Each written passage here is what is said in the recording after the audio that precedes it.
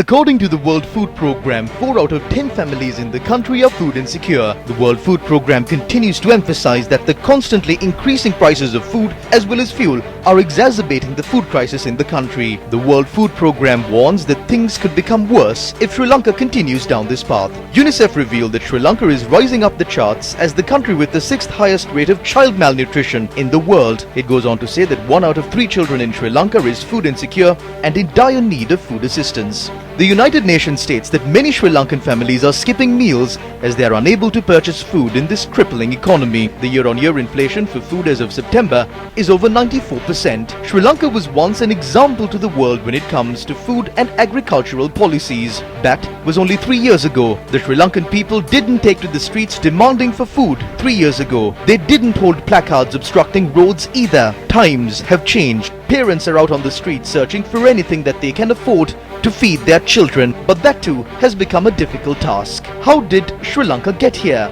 The reason for these crises are the wrong decisions taken by the government. The government banned chemical fertilizer imports on the 27th of April 2021. Both farmers as well as industry experts opposed this decision, but the government did not heed any warnings or listen to the voice of the people. Left with no other option, farmers took to the streets. But the government had no intention of adhering to the voice of the people. The agriculture minister even said that the government will compensate the farmers if they don't have enough fertilizer to cultivate. But this promise suffered the same fate as all political promises made in Sri Lanka. The farmers were helpless with no paddy and no money. But even then, the government was adamant and did not reverse their decision. Paddy cultivations were completely destroyed due to the fertilizer crisis. When former President Gotabaya Rajapaksa finally publicly admitted he made a mistake, it was too little, too late. The harvest of farmers dropped drastically. They were helpless. The country was hit by a food crisis. The food crisis was coupled with an economic crisis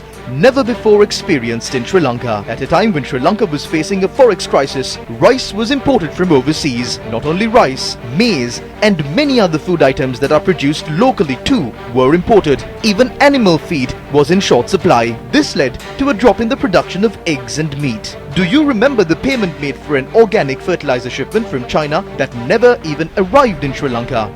Incompetence at the highest echelons of government cost the Sri Lankan taxpayers $6.9 million, which at today's exchange rate is 2.518 billion rupees. In the end, Sri Lanka did not get any fertilizer and lost all the money that was paid for it. The Chinese company is demanding for more compensation. The state minister who supported all of these absurd deals is silent. What did the minister say about this? Do you remember?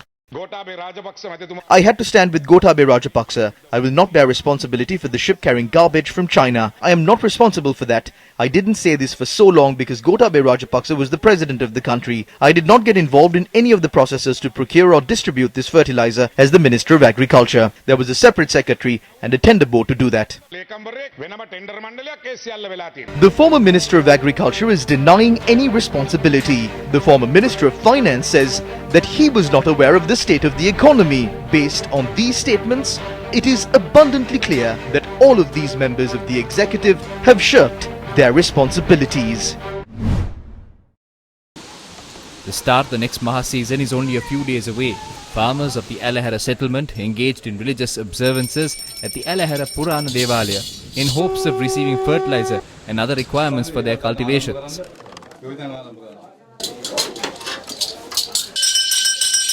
By the 1st of next month, we will receive water for the Maha season. We have to spend a lot for the Maha season. We don't have enough paddy to cover that cost. Our produce does not fetch a fair price either. We are facing a serious crisis.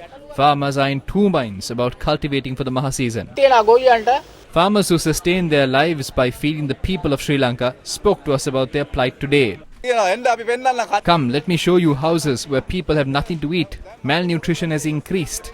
There were many vegetable cultivations in this settlement, but none of those cultivations are there. By next month, the price of a kilo of vegetables will increase to 1,500. Come the month of January, there will be no fertilizer for vegetables. That is certain.